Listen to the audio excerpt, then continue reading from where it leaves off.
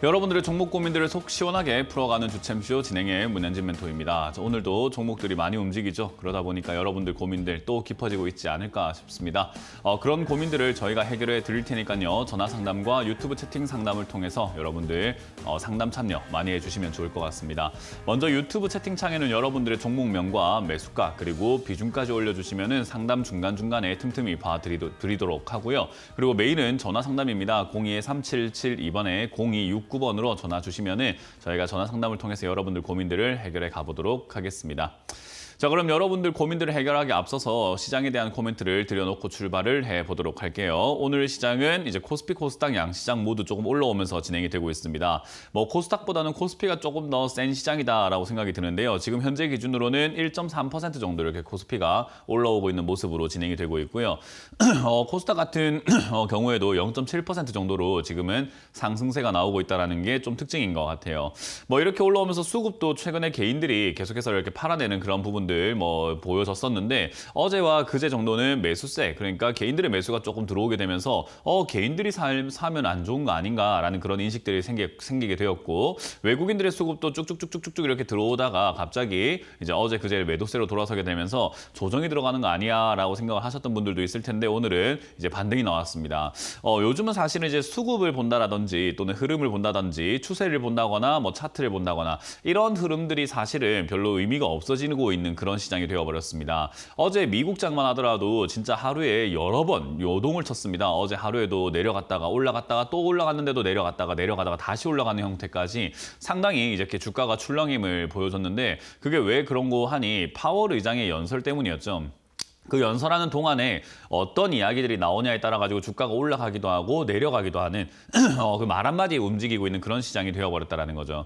그래서 지금은 연준에서 하는 이야기, 그러니까 파월 의장이 하는 이야기나 연준에서 하는 이야기와 그리고 시장이 기대하는 것의 상충이 계속 일어나고 있는 것 같습니다. 일단 연준에서 이야기한 것은 고용지표가 너무 강하게 나왔고, 그리고 강하게 나왔기 때문에 지금 주택 서비스 쪽이라든지 이런 쪽에서의 물가 하락이 보여지지 않으니까 아직까지는 안심할 단계는 분명 아니다. 그리고 이 인플레이션이라는 것을 잡기 위해서 조금 더 우리가 정책들을 내놓을 필요가 있을 것 같고, 긴축이라든가 이런 것들을 계속 유지할 필요가 있다라고 이야기를 하고요. 그리고 목표 물가 상승률을 2%대로 그대로 유지할 것이다라고 이야기를 하면서 조금 더 강하게 뭔가 움직일 수 있다라고 하는 반면에, 반대로 또 디스인플레이션이라고 하죠. 인플레이션이 일단은 잡히고 있는 것은 맞다라고 이야기를 하는 거죠. 그래서 2024년 정도, 그러니까 내년이면은 목표 물가 상승 2%대를 달성은 할 수 있을 것 같다라는 이야기를 두 개를 동시에 놨어요.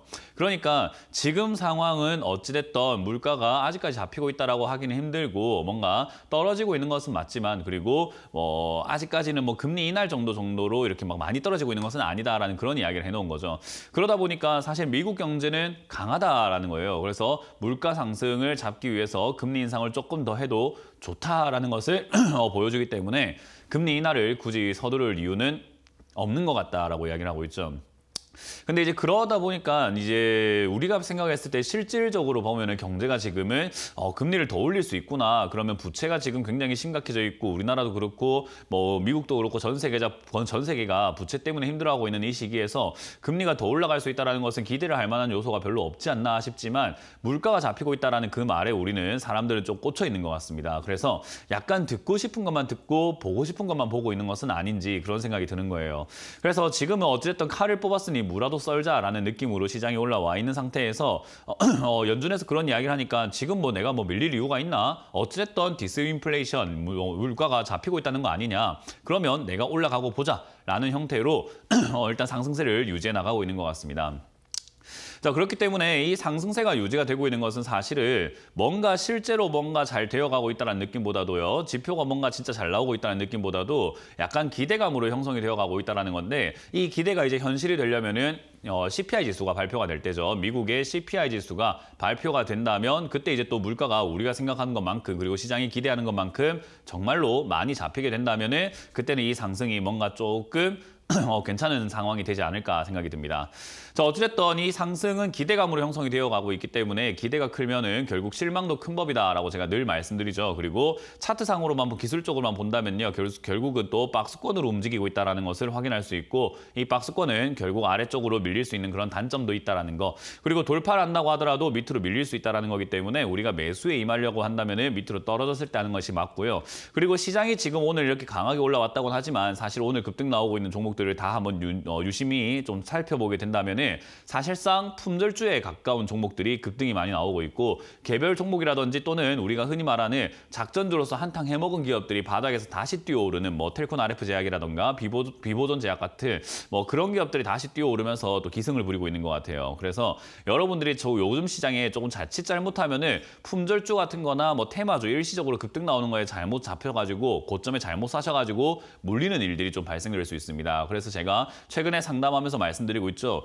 최근에 매수를 안 하시는 게 제일 좋은데 왜 자꾸 매수를 하시냐라는 거예요. 뭐 다른 전문가들이 자꾸 이렇게 뭐 매수를 해도 좋다라고 하는 건지도 잘 모르겠지만 저는 그렇게 생각을 해요. 여러분들이 지금 새로운 종목을 사게 되면은 새로운 종목으로서 수익을 내는 그런 가능성보다는 새로운 종목을 사가지고 물릴 가능성이 훨씬 더 높은 시장이라고 봅니다. 그래서 저는 지금 같은 시장에서는 테마주나 품절주가 아니고서는 급등이 잘 나오지 않기 때문에 여러분들이 일반적으로 들고 있거나 우리가 괜찮다고 생각했던 또는 여러분들이 가치 분석이라든가 모멘텀을 분석을 해서 사놨던 그런 기업들이 올라오는 게 아니라 진짜로 테마주, 일시적으로 뭔가 재료가 있고 뉴스가 있는 그런 종목들이 급등이 나오고 있습니다. 그 말은 여러분들이 지금 수익을 내고 싶다면 사실 안정적인 주식을 사는 것보다는 조금 위험성이 있는 테마주에 접근을 해야 된다는 건데 그럴 실력 있냐라는 거죠. 그래서 여러분들께서 단타를 조금 원래 좋아하시고 잘 하시는 분이라면 제가 늘 말씀드리죠. 해도 좋다. 그러나 그게 아니다. 나는 실력이 좀 없는 편인 것 같아요. 테마주라던가 품절주 이런 것들 주가가 급등 나오거나 변동이 생기는 거나 대응 잘 못하겠어요 라고 한다면은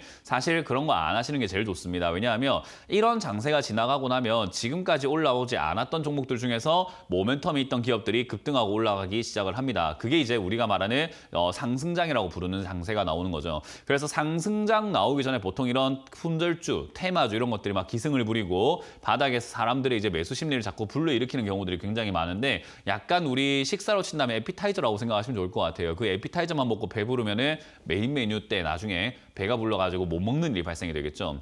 그래서 이런 시장에서 여러분들 괜히 사가지고 기웃거리지 마시고 저는 이후에 상승세가 나올 거라고 봅니다. 그렇다는 말은 어떤 기업들이 이후에 올라갈 수 있는가 하면 지금 나오고 있는 테마를 유심히 좀 지켜볼 필요가 있어요.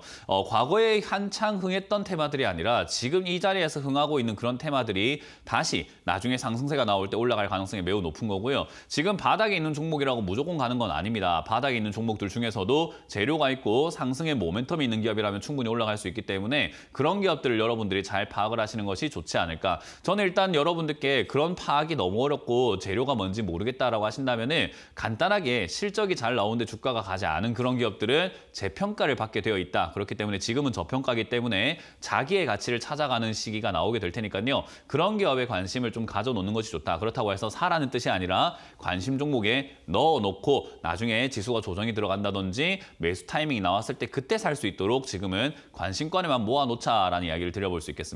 뭐 이왕이면 그런 관심 종목보다는 여러분들 들고 있는 종목을 추가하면서 하는 게 저는 가장 베스트지 않을까 싶기 때문에 여러분들 들고 있는 종목이 괜찮은 종목인지 아닌지를 판단하는 시간이 필요할 것 같아요. 그런 시간은 전화를 통해서 여러분들 상담을 해드리면서 판단 제가 해드려보도록 할 테니까요. 전화 많이 주시면 좋을 것 같고요. 첫 번째 전화부터 받으면서 여러분들 종목 고민들을 해결해 가보도록 하겠습니다. 전화를 받아봅니다. 여보세요?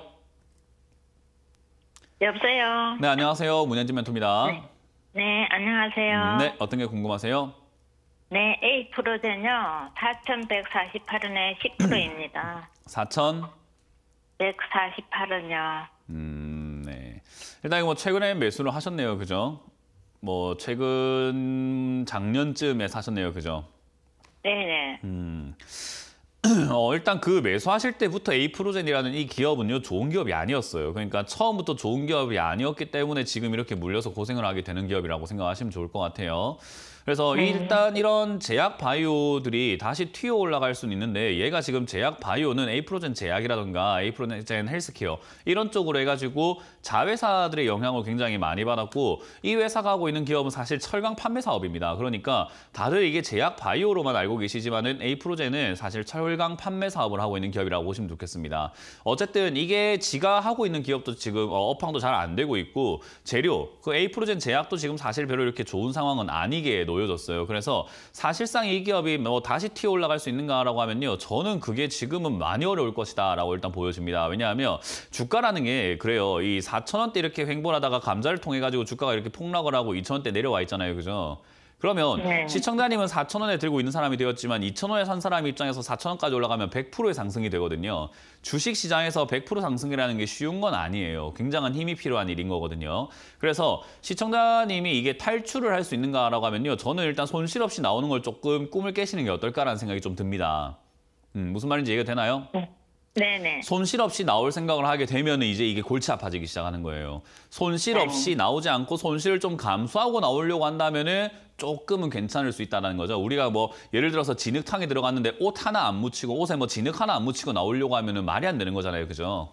네네. 네, 그런 개념이라 생각하시면 좋습니다. 그래서 이거는 제 생각에는 뭔가 손실을 좀 각오하셔야 된다. 대신에 이제 추가 매수를 해야 되나라고 했을 때는요. 추가 매수 안 하는 게 좋을 것 같아요. 왜냐하면 이 기업을 감자를 했다라는 것뿐인 거지 사실 회사가 안정적으로 가고 있다는 건 아니라 가지고 감사 보고서에서 리스크가 생긴다든지 또는 상장 폐지 관련 뭐 이야기가 나온다든지 뭔가 회사가 운영을 해가면서 있어가지고 유상증자라든가 뭔가 안 좋은 악재들이 조금 더 많이 남아 있을 것 같단 말이에요. 그래서 주가가 여기서부터도 더 떨어질 가능성은 분명히 있을 것 같습니다. 그래서 저는 개인적으로 뭐 추가 매수 의견 드리기는 조금 힘들 것 같고 그냥 들고 가시다 보면은 얘가 이제 과거부터 해가지고 보면요. 급등 나왔을 때 엄청 날아가는 힘이 있잖아요. 그죠? 네. 그래서 얘가 지금 이제 우리 그 썩어도 준치라고 나름 얘가 튀어오르는 힘은 있을 거라는 거죠. 그 튀어오르는 힘이 제 생각에는 매수가까지는 절대 아닌 것 같고 최소 뭐 한 3,000원에서 뭐 2,000 몇백 원 정도 선까지는 이렇게 튀어오를 가능성은 있다고 봐요. 네. 그래서 그 정도 이렇게 튀어오르는 힘이 발생이 되었을 때 제가 말한 것처럼 손실을 각오하고 저기서 잘라내는 것이 저는 최선의 방법이라고 생각을 해요. 왜냐하면 네. 가져가면서 뭐 어떻게 대응하면 뭐 탈출할 수 있을까요? 추가하면서 해갖고 어떻게 하면 되지 않을까요? 생각할 수는 있는데 너무 리스크가 많아서 가는 족족 갈수록 태산인 기업이 될 거예요. 그래서 이거는 저는 그런 늪에 빠지지 않기 위해서는 지금 당장 나오는 게 좋은 거지 늪에 들어가서 조금 더 깔아앉으면 나와 볼까? 이건 좀 아닌 것 같아요. 그래서 저는 지금은 이거는 조금 더 올라가면은 지금부터 조금 더 올라가면 2,500원부터 3,000원 사이라면 저는 그냥 손절을 각오하고 정리하시는 게 어떨까라는 의견 드릴 수 있을 것 같고 추가 매수는 안 하는 것을 추천드려 보도록 하고요. 만약에 안 올라오고 만약에 1,500원 밑으로 계속 횡보한다면 추가 매수 없이 올라올 때까지 그냥 이 종목은 없다 생각하고 가져가시는 게 맞아요. 네. 네, 고맙습니다. 네. 네. 다음 상담 이어가겠습니다. 여보세요? 안녕하세요, 멘토님. 네, 안녕하세요. 반갑습니다. 문현진 멘토입니다.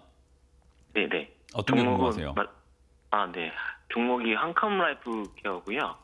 네. 그리고 매수가는 6,460원, 비중은 8% 정도 됩니다. 산지 얼마 안 됐죠, 그죠? 네네. 왜 샀어요? 그냥 크게 뭐 리스크도 없는 것 같고 테마적으로 나쁘지 않을 것 같아서 좀 약간 행보가 있는 것 같아서 한번 좀 사봤습니다. 뭐 일단 가져가시면 돼요. 네, 지금 뭐 매수하신 이유가 좀 불분명해서 그게 조금 아쉬운 것뿐인 거지 회사 자체는 나쁘지 않습니다. 그리고 주가가 이렇게 바닥을 잡고 있다는 점과 그리고 한글과 컴퓨터가 대주주인데 이 AI 관련주 쪽으로 이렇게 엮일 수가 있어요. 왜냐하면 요즘에 그런 거 있잖아요. 얘가 하고 있는 업은 AI랑 전혀 상관이 없어요. 지금 밑으로 위로 올라가서 이렇게 회사 뭐 내용을 본다고 하더라도 뭐 호흡기, 뭐 피복류, 헬멧 장화해서 안전 장비 만드는 회사인데 AI랑 무슨 상관인가 생각을 할 수 있는데 요즘은 이제 그 자회사나 모회사나 계열사 이런 쪽들이 엮이게 되면 그 영향을 받아가지고 같이 급등 나와버리는 그런 일들도 발생이 되고 있거든요. 그래서 이제 그런 영향을 받아가지고 얘도 살짝 움직일 수 있는 그런 가능성이 있다라는 거고요. 요즘에 의료 데이터 이런 쪽들 막 의료기기 뭐 이런 쪽들 그리고 뭐 그 원격 의료 이런 관련주들 많이 움직이고 있잖아요. 그렇게 움직이다 보면은 얘도 그거랑 별로 상관없지만 또 엮여요. 네. 상관이 없는데 세상은 그래요. 상관없는데 뉴스에서 이제 한컵 라이프 케어를 원격 의료 관련주다고 하면 우리 개인 투자자들은 그런 줄 알아요. 그래서 매수세가 몰리고 테마주가 만들어지는데 얘는 그런 테마주가 만들어질 가능성, 테마의 가능성은 분명히 있기 때문에 사실 얘가 하고 있는 업종으로만 딱 따져본다면 업황으로만 본다면 메리트는 별로 없는데 여기저기 엮여가지고 올라갈 가능성은 있다라는 거예요. 그러니까 약간 그냥 내가 이렇게 무심코 강에다가 물을 던졌는데 그 물결에 잉어 한 마리가 탁 맞아가지고 올라와가지고 둥둥 떠 있으면 아이고야 내가 돌멩이로 물고기를 잡을 수 있네 하는 그런 느낌 있잖아요. 운이 좋아갖고 잡는 거. 네, 얘가 지금 그럴 수 있는 자리예요. 그러면은 그런 자리에서 비싸게 사지 않는 게 좋은데 뭐 싸게 사놨다라고 하면은 그렇게 나쁠 것까지는 않고요. 지금 지수가 조정이 들어간다고 해도 얘도 그렇고 많은 종목들이 지난 전저점을 깨고 내려갈 것인가라고 하면은 깨고 내려가지는 않을 것 같고요. 깨고 내려가면 기회가 될 것 같아요. 그래서 혹여나 이제 이렇게 매수했는데 내려갈 때 5,000원 이하로 빠지게 되면은 추가 매수를 좀 고민하시는 게 좋고 안 내려간다 하더라도 5,300원 이하에선 추가 매수 한번 해보시는 것도 전 나쁘지 않다 생각을 합니다. 그래서 이거는 그냥 그대로 들고 가시는 게 좋을 것 같다. 그래서 매수하시는 그 이유만 조금 더 확실한다고 한다면은 남한테 설명할 때 확실하지 말고 본인이 확신을 가질 수가 있어요. 그렇게 되면. 그러면 상담을 안 받더라도 내가 믿고 내가 분석한 거대로 매매를 해보면서 그렇게 경험이 쌓였을 때 좋은 투자자가 될 수 있거든요. 근데 지금처럼 며칠 전에 사놓고 불안해가지고는 전문가한테 전화해가지고 물어봐야 되고 왜 샀습니까? 물어보면 그냥 대충 샀는데요. 이러면은 실력 안 들어요. 평생 가봤자 맨날 운 좋으면 수익 나고 안 좋으면 맨날 손실 나는 그런 투자자가 돼요. 어떤 투자가 되실 거예요? 통화 투자가 돼야죠. 네, 그러면 지금 이제 여기서부터 오늘 공부 좀 많이 하셔가지고 확신을 가지고 한번 가져가 보시길 바랍니다. 네, 감사합니다. 네, 고맙습니다. 다음 상담 이어가도록 하겠습니다. 여보세요? 예, 여보세요? 네, 안녕하세요. 문현진 멘토입니다. 예, 안녕하세요. 네, 어떤 게 궁금하세요? 예, 코리아 스키트 15,000원에 20% 가지고 있다가 오늘 오전에 그 10%를 매도했거든요. 네. 이때라고 10%만 남았는데, 네. 그 다음 매도가를 언제쯤 잡아야 될란지 싶어가지고. 모릅니다, 그거는. 그거 알 수 있는 사람 대한민국에 아무도 없어요. 그러면 지금 상담해가지고 그거 오늘 하루 종일 전화 아무 때나 걸어봤자 다 몰라요. 예. 그러면 그렇게 전화를 걸어가지고 언제 팔까요? 물어보는 게 좋은 시간일까요? 오늘 점심 뭐 먹을까 고민하는 게 좋은 시간일까요? 예.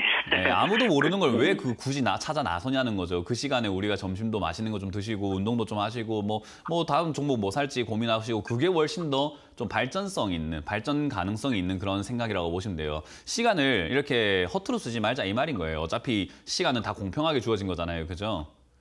예. 그러니까 언제 팔지를 알 수 있는 사람이 아무도 없는데 그걸 굳이 왜 찾으려고 하냐라는 겁니다. 우리가 뭐 제가 예를 들어 갖고 지금 뭐 저는 하늘을 날고 싶어요 해가지고 하늘 뭐 공중부양하고 싶어요 해서 어떻게 하나요 물어보면 사람들이 뭐라고 할까요?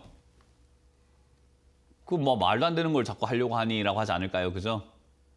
예, 예. 네, 똑같은 거예요. 지금 이걸 어디 팔까는 그렇게 정할 수 있는 문제는 아니다라고 보시면 좋겠습니다. 일단 코리아 서킷가 최근에 이렇게 급등이 나왔는데 뭐 이게 이제는 하고 있는 업황 자체가 뭐 PCB 제조하고 이게 반도체, 기판 이런 걸 만든다고 보시면 되는데 이런 기업들이 최근에 이렇게 올라오게 된 게 뭐 AI 챗봇 이런 것들 요즘 많이 이야기 나오잖아요. 그죠?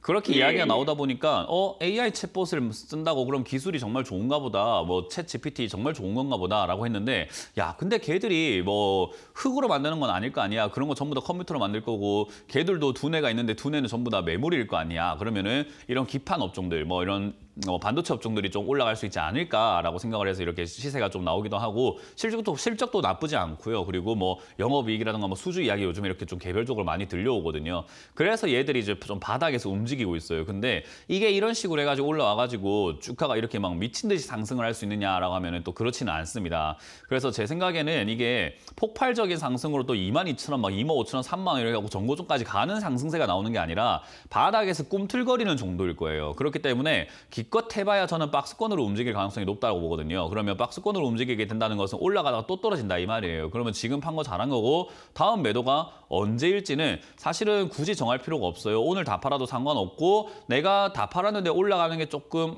배가 아프고 억울할 것 같으면 조금 들고 가보는 거예요. 근데 안 올라가면은 그때 언제 팔까 해서 익절가를 좀 정해놓고 대응하는 게 좋을 것 같습니다. 어쨌든 매수가가 15,000원으로 좀 어정쩡하다 보니까 언제 팔까를 좀 잡기가 애매하실 것 같은데요. 저는 일단 15,900원 정도를 익절가로 잡아놓고 15,900원이 약간 밀리게 된다면 단기적으로 또 빠져 내려가서 14,000원이든 13,000원까지 내려갈 수 있다는 거기 때문에 저는 굳이 들고 갈 이유가 없어서 15,900원이 익절할 수 있는 자리다 생각이 들고요. 혹여나 이게 튀어오른다면은 굳이 뭐 매도가를 정하지 마시고 17,000원이든 17,500원이든 18,000원이든 오늘 뭐 이렇게 절반 정도 매도하신 것처럼 그냥 과감하게 매도하셔도 저는 좋다고 생각을 해요.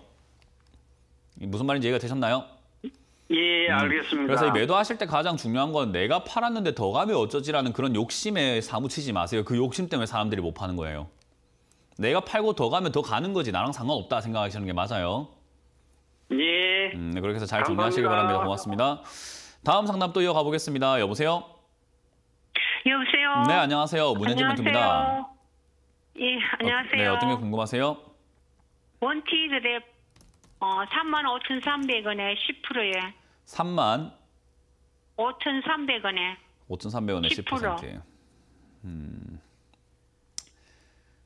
뭐 상장한 지 얼마 안 됐을 때 샀어요, 그죠? 한 10개월 정도 됐습니다. 그렇겠죠. 일단은 네네네. 지금 뭐 상장한 지 얼마 안 됐을 때 사가지고 지금까지 이렇게 물려있게 되었는데 사실 원티드랩이라고 하는 이 기업이 가지고 있는 특성은 요즘에 올라오고 있는 종목들 있죠. 그런 종목들에 좀 많이 어울려요. 왜냐하면 얘도 뭐 인공지능이라든지 이런 것들을 하고 있는데 네. 얘가 이제 원티드 이렇게 하면 우리 옛날에 그 뭐 만화를 많이 보셨거나 뭐 서부 영화 같은 거 보시면 현상수배법 네. 밑에 이렇게 원티드라고 적혀 있어요. 뭐 원피스라는 영화, 그 만화에도 나오거든요. 이렇게 현상수배법 밑에 보면 원티드 해가지고 뭐 현상금이 딱 붙어 있고 위에 범인이 험상궂게 막 얼굴 이렇게 하는 게 있거든요. 그런 식으로 네. 해서 사람을 이렇게 뭐 현상수배한다 이런 식으로 해가지고 원티드가 됐는데 어쨌든 그런 내용이 되다 보니까 얘가 사람을 구해준다. 그러니까 구직자랑 구인자를 이렇게 약간 네. 좀 이렇게 좀 맞춰준다 해가지고 인공지능으로 찾아줄게라는 서비스로 시작을 한 거예요. 그래서 이 기업이 상장되고 난 다음에 이제 흑자로 이렇게 좀 돌아서고 있어가지고 하고 있는 이 업종 자체가 나쁘지 않고 그리고 AI를 쓰고 있고 빅데이터를 쓰고 있다 보니까 지금 시기에도 딱히 안 맞는 종목은 아닌 거예요. 그래서 지금 시기에는 여기서부터 올라갈 수 있는 기업이 되었으나 시청자님 입장에서는 어때요? 너무 비싸게 사놓으니까는 괜히 일찍부터 사놔버리니까 어때요? 네. 그냥 물려가지고 올라와도 간이 기별도 네. 안 가는 그런 상태가 되어버린 거예요. 어찌됐든 그건 이제 사실은 정말 냉정하게 말하면 그건 시청자님의 사정인 거고 지금 사도 되는 기업인가 했을 때는 사도 좋은 기업이 되는 거죠. 왜냐하면 요즘에 AI 관련주 막 급등 나올 때는 안 가고 있거든요. 그렇다는 말은 얘는 네. 갈 가능성이 높다라고 보여집니다. 그럼 시청자님은 이제 사도 좋다라고 했을 때 문현진이가 신규로 사도 좋다고 하는 종목이니까 내가 지금 추가 매수해야지라고 해봐야 내 네. 매수가 얼마 떨어지도 안 하고 얘가 상승 나왔을 때 시청자님 매수가까지 올라갈 가능성도 저는 좀 희박하다고 봐요.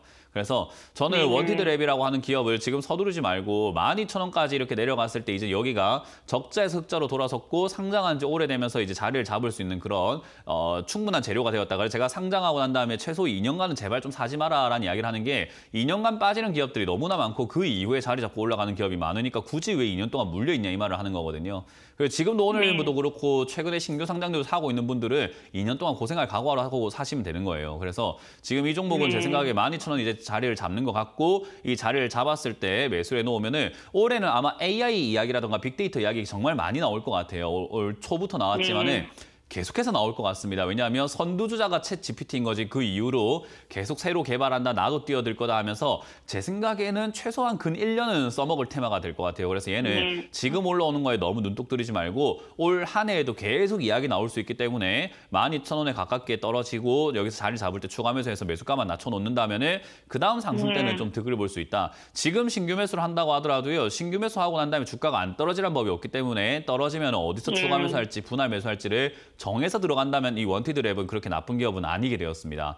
어찌됐든 지금 시청자님은 12,000원 자리 잡을 때 그때 추가 매수를 해야 되기 때문에 지금은 하지 마시고 가만히 있다가 12,000원 자리에서 조금 떨어지고 13,000원 이하로 좀 내려온다면 그때 추가 매수해도 될지 다시 한번 연구해보고 고민하기 힘드시다면 전화를 주시는 게 제일 좋은 거예요. 네, 감사합니다. 네, 그래서 홀딩하고 가져가시길 바랍니다. 고맙습니다. 다음 상담 또 이어가겠습니다. 여보세요? 네, 여보세요. 네, 안녕하세요. 문현진 멘토입니다. 네, 안녕하세요. 네, 어떤 게 궁금하세요? LG화학이고요. 네. 네, 78만 6천 원 30%요. LG화학 이런 기업이요. 상담하기 제일 싫은 종목 중에 하나예요. 왜 그런지 아세요? 아니요, 잘 모르겠어요. 세상 모든 사람들이 LG화학이 좋다는 건 알고 있거든요. 다 알고 있어요. 전문가들도 알고 있고 시청자님도 알고 있고 개인 투자자들도 알고 있어요. 그래서 다 좋다고 알고 있는데 주가가 안 가는 이런 기업들이 상담하기가 제일 어려워요. 왜냐하면 사람들이 기업이 좋으면 주가는 무조건 올라간다고 잘못 착각을 하고 있는 거예요. 기업이 좋든 말든 주가는 지 갈 길 가고 있는 거거든요. 원래는요. 그래서 기업이 좋아서 이게 앞으로 더 갈 건가라고 했을 때 그 이야기가 아닌데 대화가 잘 안 통하는 경우들이 많죠. 기업은요, 지금보다 더 좋아져요. 더 엄청 많이, 엄청 심하게 더 많이 좋아져야 돼요. 그래야지 지금보다 주가가 더 강하게 올라갈 수 있는 그런 기업이 되는 거죠. 그렇지 않다면은 지금 정도로만 좋으면 어떻게 되냐면요. 이 주가는 내려가게 되어 있습니다. 우리 은행 관련주들이 영업이익이 엄청 좋은 거 알고 계세요? 네. 은행 관련주들은요, 진짜 몇 조씩 벌어요. 오늘 KB증권 금융도요, 4조 벌었다고 이야기 나오는 거 보면은, 지금 LG화학이 버는 돈에 비해서는 엄청 이렇게 많이 벌고 있다라고 생각을 한번 해볼 수 있고, 그리고 꾸준히 벌고 있는 그런 기업인데, 주가는 어떠냐면요, 안 가요. 주가는 장기적으로 우하향을 합니다. 왜냐하면 주식시장에서는 성장을 좋아하지, 네가 지금 좋은 기업인가 아닌가는 별로 판단하지 않아요. 성장이 있느냐, 앞으로 가능성이 있느냐라는 거죠. 그래서 그런 가능성 면으로만 봤을 때 LG화학은 지금 시청자님이 생각하시기에는 가능성 있지 않나요? LG화학이 2차 전지 쪽으로 엮일 수 있고 화학 관련주 앞으로 굉장히 많이 메리트 있고 지금 우리나라 리튬부터 해가지고 전지 사업부 이런 것들 굉장히 많은데 얘 지금 그런 거 대장 아닙니까? 라고 생각할 수 있지만 LG에너지솔루션 일단 떼버렸죠. 떼서 따로 성장시켜놨잖아요, 그죠? 네. 그러니까 우리가 저는 돼지국밥을 좋아하는데 돼지국밥을 좋아해가지고 제가 부산에 있는 돼지국밥집을 정말 자주 찾아갔는데 이제 돼지국밥집을 서울로 옮겨버리고 거기서 이제 국수만 팔겠대요. 그럼 제가 거기 갈 이유가 있습니까? 저는 국밥이 좋아서 갔는데 국밥집을 이제 따로 떼가지고 딴 데 어디로 보내버렸대요. 그럼 제가 딴 데로 가지 왜 여길 가냐는 거죠. 그러니까 LG화학도 마찬가지예요. 물론 LG화학 밑에 에너지솔루션이 있지만 그럼 에너지솔루션을 직접 투자하지 뭐 한다고 LG화학에 전부 다 관심을 가지냐는 거죠. 그 말은 뭐냐면 지금 카카오 주가가 박살나 있는 거랑 똑같은 이유예요. 카카오도 모빌리티니 카카오 뱅크니 카카오 게임즈니 여러 가지가 한꺼번에 이렇게 플랫폼으로 있었으니까 주가가 엄청나게 올라갔는데 그걸 다 떼가지고 다 상장시켜 놔버렸으니까 다 따로 평가를 받고 있는 거죠. 그럼 카카오는요. 껍데기만 남은 회사가 되니까 주가가 박살나는 게 마찬가지인 것처럼 LG화학도 지금부터 더 성장 가능한가라고 하면 껍데기만 남은 기업에 무슨 성장이 있겠냐라는 거죠. 저는 그렇게 본다면은 이거는 거품이다라는 거죠. 시청자님도 모든 사람들이 좋다고 생각하는 건 이미 반영이 되어버린 거예요. 앞으로 반영이 될 건 없는 상태인 거죠. 무슨 말인지 이해가 됐나요? 네. 그래서 이게 상담하기가 어려운 거예요. 왜냐하면 제가 이렇게 이야기하면 네가 미래에서 왔니? 네가 어떻게 알아? 이런 사람들이 되게 많거든요.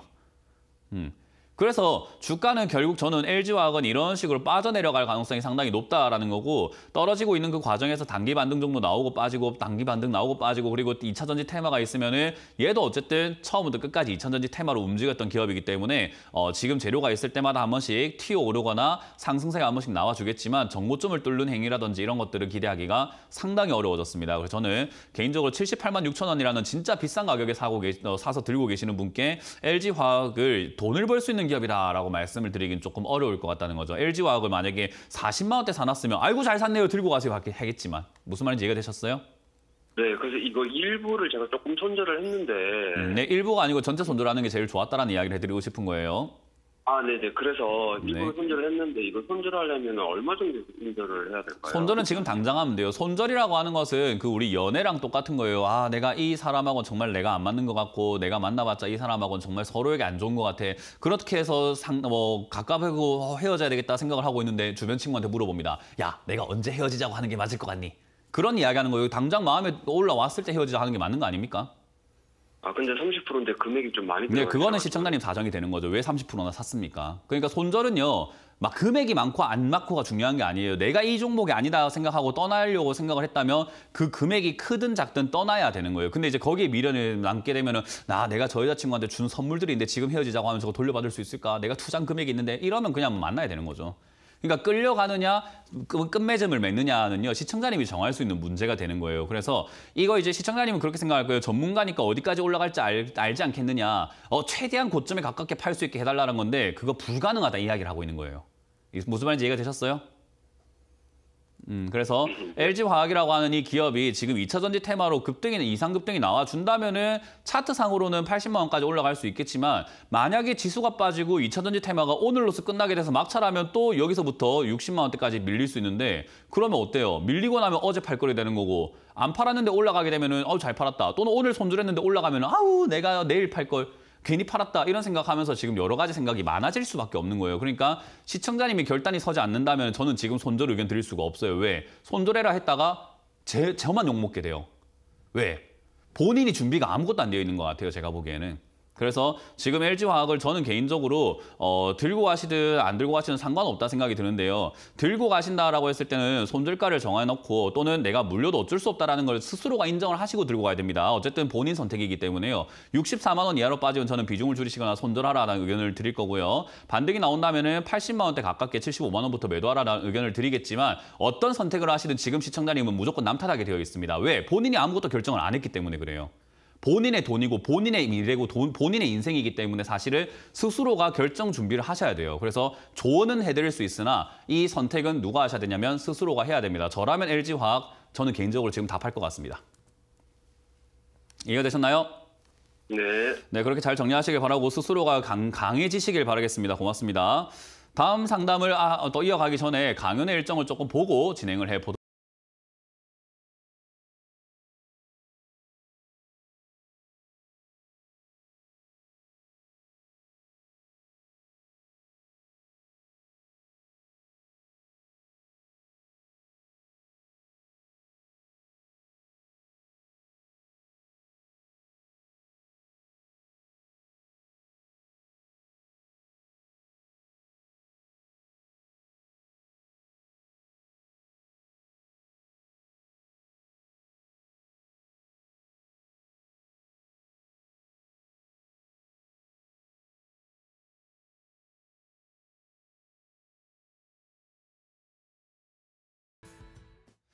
네, 이번 주 강연 많이 잡혀있죠. 월요일은 많이 잡힌 줄 알았는데 아니었는데 많이 잡혔잖아요. 그죠?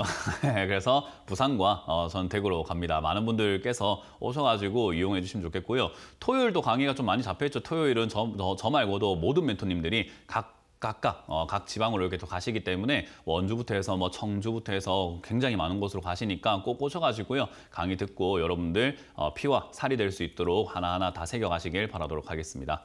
자, 그럼 여러분들 종목 고민들을 계속해서 풀어가보도록 할 텐데요. 유튜브에 올라온 종목을 체크해 보면서 보도록 하겠습니다.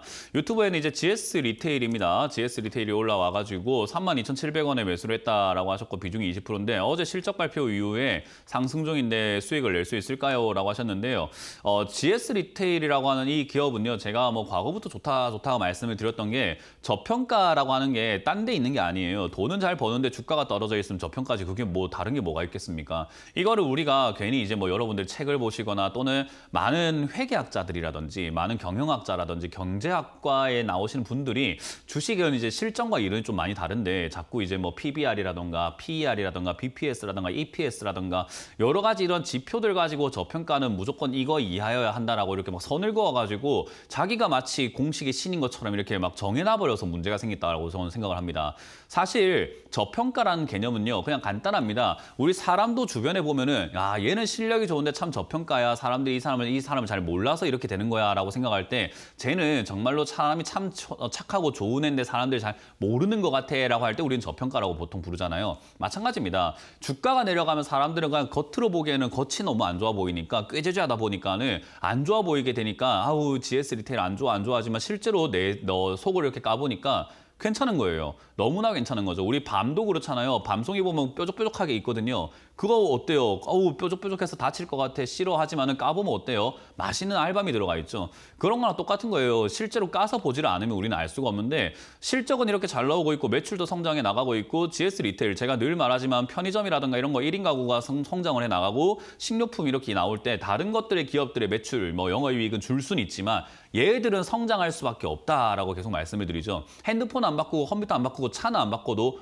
밥은 먹어야 되거든요. 라면은 먹어야 되거든요. 그러다 보니까 사실 매출은 나올 수밖에 없는데 사람들이 이제 그런 데 있어가지고 주가가 내려가게 되면은 꼴배기 싫다 이거예요. 그러니까 이런 거 꼴배기 싫어 손절해야 되겠어 안 들고 가 씨 이렇게 느린 걸 내가 왜 샀나 하는데 느려도 많이 사서 수익을 보면 되지 않느냐라는 거죠. 저는 GS 리테일은 이거 잠깐 올라왔고 여기서 조금 올라왔다고 해서 여러분들께 가져가라라는 의미를 드린 건 아니에요. 저는 GS 리테일은 45,000 이상까지 올라갈 수 있다라고 보고 가지고만 갈 수 있다면 그냥 포트폴리오에 넣어놓을 수만 있다면 장기적으로 가져가도 저는 수익을 여러분들이 안정적으로 낼 수 있겠다 생각을 하기 때문에 이 종목이 좋다라고 말씀을 드리는 거거든요. 그래서 저는 이거는 여전히 홀딩 의견 드릴 수 있을 것 같고 32,000원대 이렇게 매수를 하셨다라고 한다면은 지금 이 상승이 만약에 32,000까지 올라와 준다면 비중을 좀 32,000대 줄이고 얘가 지금 내려갈 수 있는 그 하락 범위를 봤잖아요. 26,000원까지 내려갈 수 있는 거. 그러면 26,000원 내려왔을 때 다시 살 수 있도록 비중을 줄여가지고 다시 사가지고 또 더 내려가면 더 많이 사가지고 가져가는 게 좋은 전략이 되지 않을까 싶습니다. 그래서 저는 그냥 홀딩 의견 드려보도록 하고요. 지금 굳이 매도할 이유까지는 없는데 본전에서 비중을 좀 줄였다가 떨어지면 다시 사는 전략으로 가보자라는 이야기를 드려보도록 할게요. 다음 종목도 유튜브에 올라온 종목이 있습니다. 보도록 할게요. 퍼스트액입니다. 3,500원에 매수를 하셨고 10% 정도 매수하셨다라고 하는데 뭐 최근에 매수하신 금액인 것 같아요. 딱 보니까 3,500원 최근에 매수하셨는데 여기서 전망이 궁금할 필요는 없죠. 여기서 그냥 차트가 궁금해야죠. 여러분들이 착각을 하고 계시는 건요. 주가가 이미 이렇게 급등이 나오고 테마주로 형성이 되어 있고 주가 막 급등락이 반복이 되고 있는 이런 기업들에서는요. 전망 궁금하다라는 위선은 가지지 않으셔야 돼요. 다 위선이고 모순이에요. 이거는. 왜냐하면 차트 보고 그냥 수익 날 수 있지 않을까라고 생각해서 그 기회가 생기지 않을까 생각해가지고 단타 치려고 들어왔는데 전망이 궁금한 거는 샀는데 내 생각대로 안 가니까는 가져가도 되지 않을까. 손절하긴 싫은데 아우 손실금 큰데 어떡하지. 그러다 보니까 자기 합리화하기 시작하는 그런 단계에서 전망을 제일 많이 궁금해합니다. 그냥 차트만 보세요. 차트를 보고 들어가야 되는 자리는 차트만 매매하시면 됩니다. 그래서 이 자리는 밑으로 내려가면 3,380원 자리가 단기 저점이자 단기 고점이었습니다. 차트가 딱 이야기를 해주고 있잖아요. 제가 이거를 결정한 게 아니라 이 차트가 말을 해주고 있습니다. 제가 이렇게 빨간 선을 그어놨는데요. 이건 다른 분들도 좀 보셨으면 좋겠어요. 저는 공부를 좀 시키는 것도 좋아하기 때문에 여기 고점 만들어졌고 여기 고점 만들어졌고 맞고 올라가는 자리가 버젓이 있잖아요. 그 말은 이 자리는 내가 중요하다고 생각 안 해도 이 종목을 매매하는 사람들은 중요하게 생각을 하나 보다라고 생각을 해야 돼요. 그러니까 이런 자리가 의미가 있게 되는 거죠. 뭐 문현진이가 정한 게 아니라 지금 이 종목을 매매하는 사람들이 정하고 있는 자리가 3,380원, 3,400원 언저리가 됩니다. 그럼 이 자리가 무너지면은 야 원래 여기가 바닥이었어야 되는데 바닥이 아닌가 보다 생각할 수 있기 때문에 손절 자리가 되는 거예요. 그래서 이렇게 차트로 대응하시면 되고요. 위로 올라오게 되면은 이런 자리들을 목표가 정하는 거 아닙니다. 수익 나면은 3%든 5%든 7%든 10%든 11%든 15%든 내가 설정한 수익률이 도달되었을 때 분할 매도를 해가지고 깔끔하게 단타로 마무리 지어야 돼요. 그래서 이거는 전망 궁금해하지 마시고 시세는 나올 수 있는 자리입니다. 그래서 시세가 나오게 되면은 바로 한 10% 이내권에서 저는 7%부터 수익을 챙겨도 좋다 생각이 드니까요. 분할 매도하시길 바라겠고 3,400원 자리를 손절 라인으로 잡고 대응하자는 전략을 드려보도록 하겠습니다. 자, 다음 상담은 전화로 받아보도록 하겠습니다. 전화 받습니다. 여보세요? 여보세요? 네, 안녕하세요. 문현진 멘토입니다. 예, 수고하십니다. 네, 어떤 게 궁금하세요? 그게 레이브예. 레이븐요? 레이브예. 네이버요? 예. 네, 매수가랑 비중이요? 26만 원이에. 26만 원이요? 예. 비중은요? 비중은 10%입니다. 네. 네이버 상담은 이제 다른 시청자분들께서 제 상담을 보셨는지 모르겠는데 제가 이 10월 달에 주가가 이렇게 막 폭락을 했었을 때 저렇게 떨어졌을 때 제가 네이버는 사야 되는 자리다라고 상담을 여러 번 했었어요. 저 때 뭐 포시마크 인수를 한 해 만에 하면서 뭐 포시마크라는 회사가 어떤 회사인지도 모르는데 되게 이렇게 비싸게 샀다라고 하는 그런 인식들이 많았는데 제가 뭘 안다고 그걸 그렇게 판단을 하고 있냐라고 하면서 제가 이건 말도 안 되는 거다. 오히려 매수 기회가 생긴 거다. 주가가 쓸데없이 빠졌다라고 해서 이때 사야 한다라는 이야기를 정말 많이 드렸던 상담 종목 중에 하나예요. 그때 만약에 시청자님이 사셨다면 지금 오히려 추가 매수까지 진행을 하셨다면 오히려 수익 중이지 않았을까 생각이 드는 좀 아쉬움이 드는 거죠. 근데 어찌됐든 저 자리는 네이버는요. 저점이 될 가능성이 매우 높았던 자리인 거고 지금도 마찬가지로 저 자리는 이제 앞으로도 저점이 될 가능성이 전 높다고 봐요. 네이버는 이 15만 원대에서 자리를 잡을 가능성이 전 높다고 보거든요. 근데 문제는 어떤 기업이든 간에 여기서 이렇게 V자로 올라오는 일들은 굉장히 드물어요. 뭐 물론 있을 수도 있겠습니다만은 10번 중에 7, 8번 정도만 그렇게 일어난다. 그러니까 7, 8번 이외에는 한두 번 정도만 이렇게 급등 나오거든요. 그 외에는 특히나 대기업들은 여기서 어떤 걸 만드냐면은 자리를 잡으면서 파동을 만들고 가지고 횡보 자리를 만들어서 힘을 모아서 다시 올라가는 경우들이 좀 많아요. 그렇기 때문에 지금 이 상승세가 아직까지 한 번도 안 쉬고 올라오고 있기 때문에 아직은 홀딩해서 가져가도 되지만 결국 올라오다 보면 어느 순간 되면 얘는 떨어질 자리를 만들게 되고 다시 내려가서 15만 원을 두드리게 된다는 거예요. 무슨 말인지 이해가 되세요? 네. 예, 그래서 이렇게 이야기했을 때 아니 네이버가 앞으로 뭐 AI 빅데이터 하면은 정말 좋은 거 아니겠습니까? 이런 전망이 있지 않습니까? 이런 업종이 있지 않습니까? 그러니까 더 가지 않을까요? 라고 하는데 그런 건 신경 안 써도 돼요. 그냥 단순 원리로만 생각을 하시면 돼요. 지금 내려와 있다가 올라갔다가 또 내려갔다가 올라가는 이 단수 기초적인 원리만 기억하시면 돼요. 그 다른 뉴스라던가 다른 전망이라던가 다른 업황 이야기하는 거에 현혹되지 마세요. 그래서 지금 이 종목은요. 지금 최근에 이제 제가 방금 언급해드렸지만은 뭐 챗 GPT라던가 이런 식으로 빅데이터가 많이 만들어지게 되면은 우리나라에서 네이버가 그런 데이터를 가장 많이 갖고 있다 이 말이에요. 그래서 그런 데이터를 많이 갖고 있는 네이버가 AI 쪽으로 이렇게 나와서 챗봇을 만들게 된다면은 굉장하지 않을까라는 기대감들이 형성이 되어 가고 있는데 저는 이거 그렇게 오래 가지는 않을 거라고 생각을 해요. 그래서 지금 이거는 지금 시청자님 매수가까지는 조금 힘들 수 있을 것 같긴 합니다. 차트상으로는요. 그래서 25만 원쯤 가면 버거워하기 시작할 것 같기 때문에 25만 원쯤 되면 저는 가능하다면은 전량 매도까지 진행을 하셔가지고 떨어졌을 때 17만 원이나 16만 원대 가져가시는 게 어떨까 싶어요. 그때 다시 사가지고요. 그러니까 26만 원에 사가지고 수익 나기를 기다리는 것보다 16만 원에 사가지고 수익 나기를 기다리는 게 여러모로 수익 나기가 좀 더 편하겠죠, 그죠? 예, 맞습니다. 그러니까 좀 팔고 현금 들고 기다릴 줄 알아야 된다 이 말이에요. 그래서 사람들이 현금을 들고 기다리는 걸 뭔가 뭐 죄 짓는 것처럼 생각을 하시는 경우가 많은데 현금 들고 기다리면 오히려 수익을 내기가 더 수월하다라고 생각하시면 좋습니다. 그래서 이거는 26만 원쯤 올라오면은 25만 원대부터 저는 크게 상승하기 힘들다고 보니까 매도하셨다가 더 올라가는 거에 욕심내지 마시고 다음에 내가 16만 원에 사가지고 네이버를 좀 장기 투자해봐야 되겠다 생각하고 현금 들고 또 기다려보세요. 떨어질 때까지. 네. 아시겠죠? 네, 감사합니다. 그렇게 대응하시길 바랍니다. 고맙습니다. 다음 상담 이어가겠습니다. 여보세요? 예, 안녕하세요. 네, 안녕하세요. 문현지 멘토입니다. 예, 반갑습니다. 네, 어떤 게 궁금하세요? 크래프톤이요. 크래프톤이고요. 매수가랑 비중이요? 18만 2천 원 30%입니다. 18만 6천 원에 30%요? 18만 2천 원이요. 18만 2천 원이요? 네네. 최근에 매수하셨어요?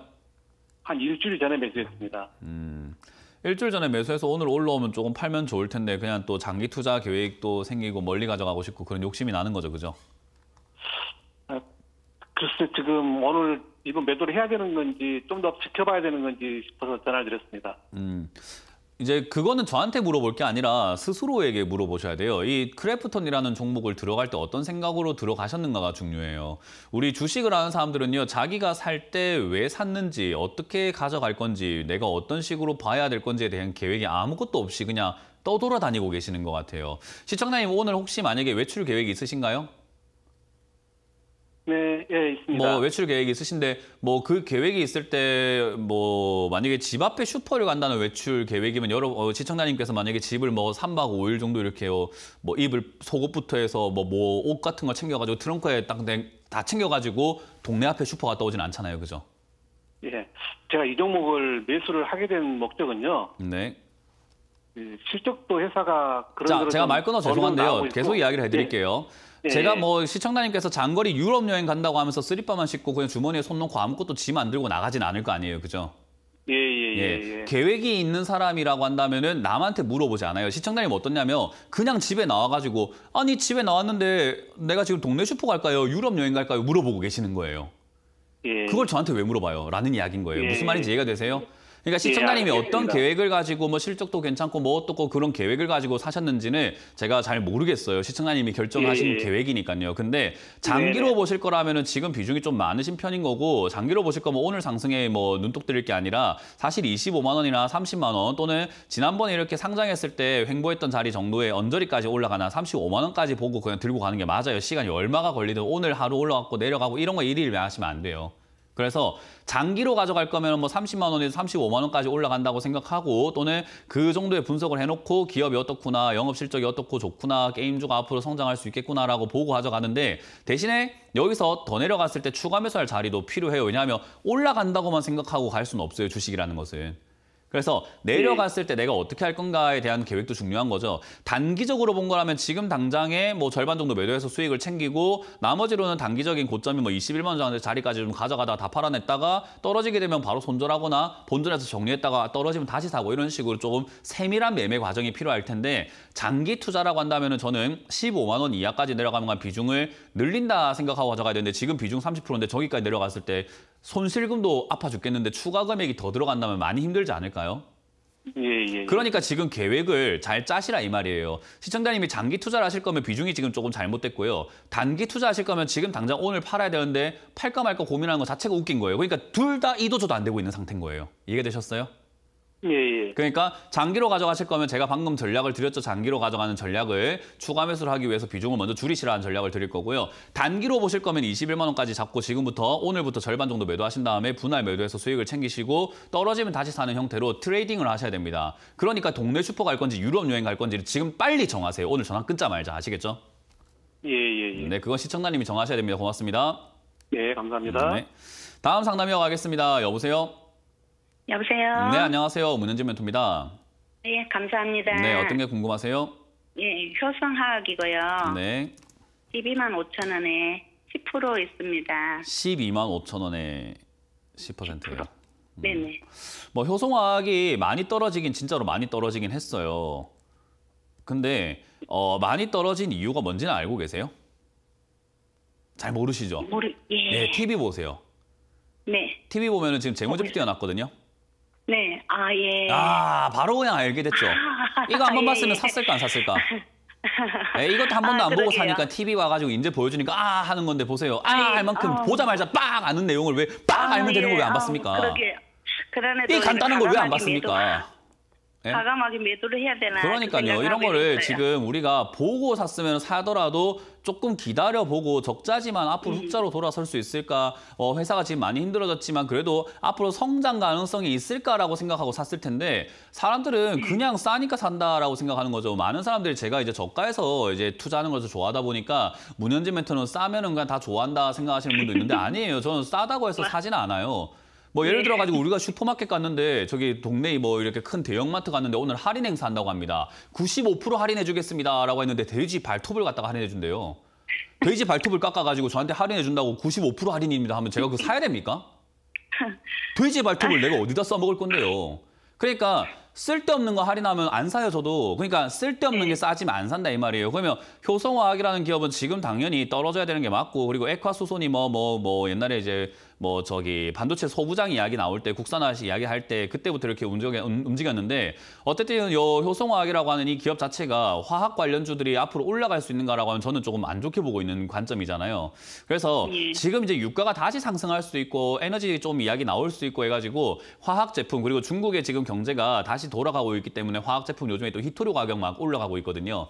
그래서 그런 쪽으로 엮이면서 단기 상승은 있을 수 있겠으나 장기적으로 봤을 때 저는 그렇게까지 매력이 있다고 생각하지는 않아요. 그래서 저는 이 종목을 사실 때 이런 분석이 되었다면은 잘했다 생각을 하겠지만 지금 그런 분석 없이 싸니까 샀다라고 하면 혹시나 염려가 되는 게 싸니까 잘못 사면 상폐돼요. 무슨 말인지 이해가 되죠? 그래서 지금 이런 기본적인 이런 분석도 안 하시고 안 보고 샀다는 게 저는 좀 놀랍고 좀 안타까운 거고요. 지금 일단 저만의 분석을 해드리고 제가 생각하기에 효성화학은 단기적으로는 상승 가치가 있습니다. 그래서 단기적으로 지금 한 15만 원대에서 그 이상까지 한번 올라갈 수는 있다고 보기 때문에 사셔도 상관은 없어요. 그러나 주가가 이렇게까지 많이 빠졌다고 해서 사고 장기적으로 보고 내가 뭐 싸니까 사야지 이런 관점으로 투자하시면 효성화학은 지금 단기적으로 만약에 올라온다면 운이 좋아서 올라온 거죠. 아무것도 몰랐는데 샀으니까요. 그죠? 그렇죠. 그래서 이런 식으로 투자하시게 되면은 다음번에는 싼 거 샀는데 왜 더 안 가고 왜 맨날 빠져요라는 이야기가 나올 수밖에 없어요. 그래서 싸더라도 옥석을 가릴 줄 알아야 됩니다. 아시겠죠?